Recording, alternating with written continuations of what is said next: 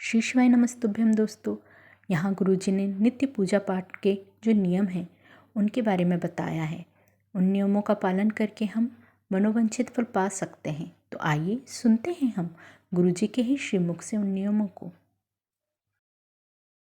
2 अगरबत्ती को लगा देना तुम पूजन समझते हो, अगरबत्ती को लगा देना पूजन समझते हो। भगवान के सामने दिया जला देना पूजन समझते हो। भगवान के मंदिर में जाकर 1 लोटा पानी चढ़ा देना पूजन समझते हो। भगवान के मंदिर में जाकर बेलपत्र चढ़ा देना, धतूरा चढ़ा देना पूजन समझते हो। ये पूजन नहीं है। भगवान के मंदिर में जाकर एक क्षण बैठकर उस परमात्मा से दिल की बात कह देना। भले तुम कुछ दिया लगाओ ना लगाओ, अगरबत्ती लगाओ ना लगाओ, तुम भगवान पर जल चढ़ाओ ना चढ़ाओ, बेलपत्री चढ़ाओ ना चढ़ाओ, पर मंदिर में जाकर, अर्थात मंदिर नहीं भी गए हो, अपने ही घर में रहकर अपने हृदय को साफ कर लेना, निर्मल कर लेना और किसी के प्रति भेदभाव नहीं रखना, किसी के लिए अपशब्द नहीं कहना, किसी के लिए ताना नहीं देना, किसी के लिए गाली नहीं देना, किसी के लिए आड़ा टेढ़ा ना कहना। ये पूजन से बढ़कर भी पूजन है।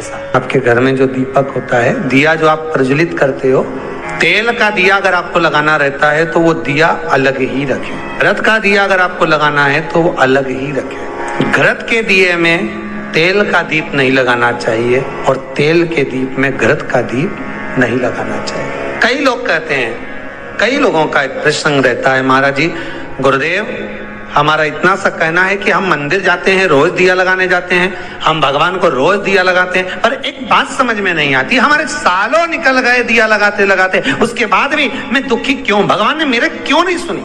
जब उस चोर को भगवान ने कुबेर बना दिया, केवल उसका कपड़ा जलाया और मैंने इतने सालों से दिया लगाया, क्या भगवान मेरी नहीं सुन रहा? कारण हो सकता है तुम डब्बी तो घी की लेकर गई हो, बत्ती भी घी की लेकर गई हो, पर मंदिर में जो दिया पड़ा था जिसमें तुम बत्ती जला कर आई हो सकता है वो तेल की हो सकती है। कहीं ना कहीं हमारी गलती हो रही है, भगवान की तरफ से कोई गलती नहीं। भगवान तो हाला हजूर बैठा है तुम्हारा भंडार भरने के लिए, पर गलती हम करते हैं कि हम दिया नहीं ले जाते। हम तो मंदिर के दिया उठाया और वो घी का था कि तेल का था, अपन ने तो बत्ती लगा दी। पर पहले की माताएं कितनी चतुर होती थी, आटे का दिया लगाती थी कि वो दिया नया बनाओ, जरा सा आटा उसना है, रोटी बनी रही है, उसमें से दिया निकाला लगा दिया। नहीं लगाना, दीप नहीं है। अगर आपको लगता है कि ये तेल का घी का दिया अलग होना चाहिए, इसलिए पहले मंदिरों के अंदर घृत दिया लिखा जाता था, घी का दिया, घी का दिया। आप कभी महेश्वर जाइए, महेश्वर में नर्मदा जी के घाट पर शिव मंदिर में जो दिए जलते हैं वहां लिखा रहता है ये घृत का दिया, तेल का दिया, वहां लिखा है, और दिए ही जलते हैं वहां 108। कई छोटी छोटी गलतियां हैं जो हम करते हैं और बाद में कहते हैं भगवान हमारा नहीं सुन। हमारी आदत है मनवांचित फल की कामना के लिए जब हम शंकर को बेलपत्र चढ़ाते हैं, शिव जी को हम जब बेलपत्र समर्पित करते हैं, आप सभी को मालूम होगा बेलपत्र चढ़ाने का एक तरीका होता है। एक बेलपत्र चढ़ाते हैं तो ऐसे ही चढ़ा देते हैं, 2-4 बेलपत्र चढ़ाई ऐसे ही चढ़ा देते हैं।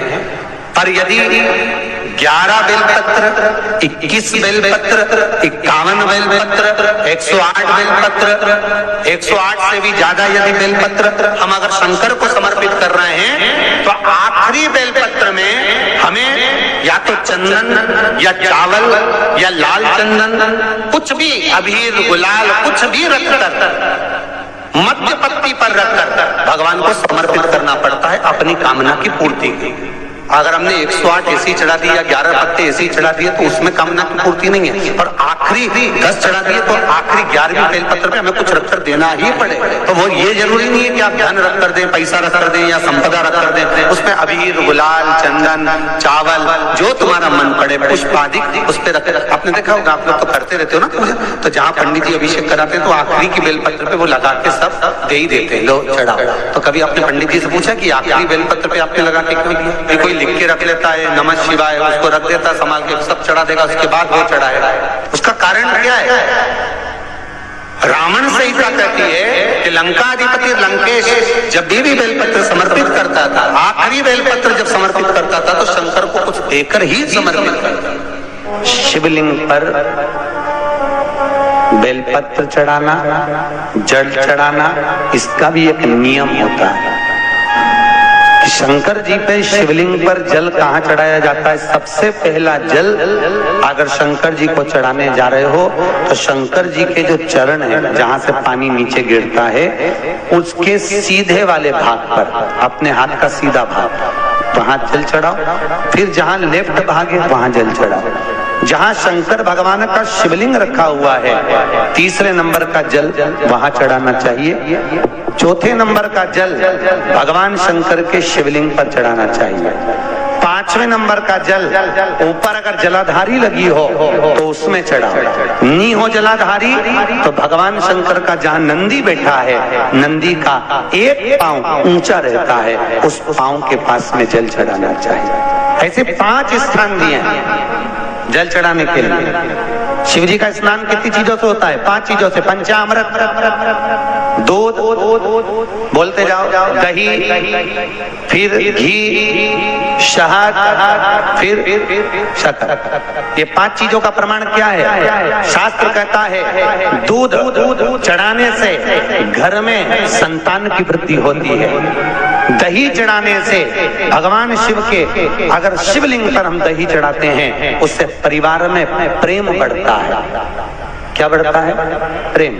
फिर घी चढ़ाने से हमारे घर से रोग दूर होता है। शहद चढ़ाने से, भगवान शंकर पर जो शहद चढ़ाया जाता है, वो चढ़ाने से घर में संपदा की वृद्धि होती है। और 5वें नंबर पर भगवान को शक्कर, खांड जो आप जानते होंगे, शक्कर आदि पिसी हुई चढ़ा देने से, शिव जी को चढ़ाने से हमारे घर के बच्चे जिद्दी नहीं होते। हिंदू धर्म की रीति है, जिस पात्र को हम जल चढ़ाने लेकर जाते हैं, उस पात्र में भगवान के चरणों का जल लाते हैं, खाली पात्र नहीं लाते। क्या लाते हैं? भगवान के चरणों का जल।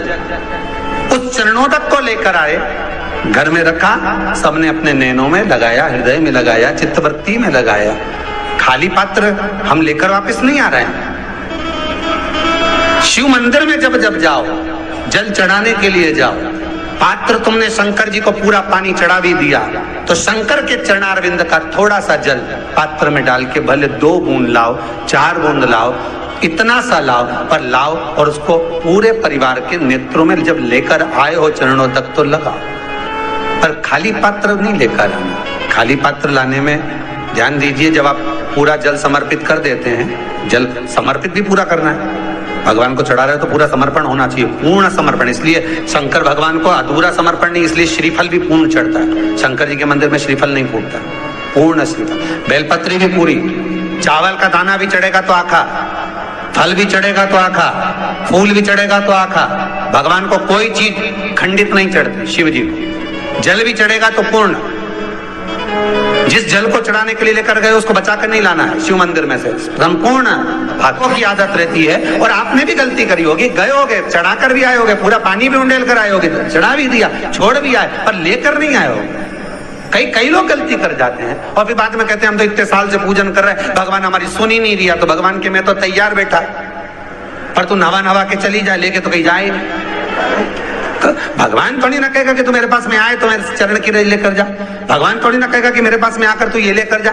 भगवान तो कहेगा मेरे पास में आया है, मांगना कुछ मत, बस मुझे जो स्नान कराया है, मेरा चरणों तक लेकर जा, छीट दे पूरे घर में, संपदा भरना मेरा काम है। जहां मेरी चरण की रज पहुंच गई, वहां संपदा स्वतः पहुंचती, मैं वहां पहुंच जाता हूं। तो चरणों तक ले जा। पर लोग ले जाते हैं, पूजन करते, कलश भी उंडेलते, जल भी चढ़ाते, पर आते समय खाली लेकर आ जाते। भगवान को इतना बुरा लगता, मेरे दरवाजे से खाली जाए, मुझे कितना बुरा लगेगा। जो आए वो भर कर जाए, भले 2 बूंद लेकर आओ, पर उसमें चरणों तक थोड़ा सा लेकर अवश्य आए। उसी तरह जल चढ़ाने के बाद हम जब लेकर आते हैं पात्र के अंदर, ये उसमें उसकी बरकत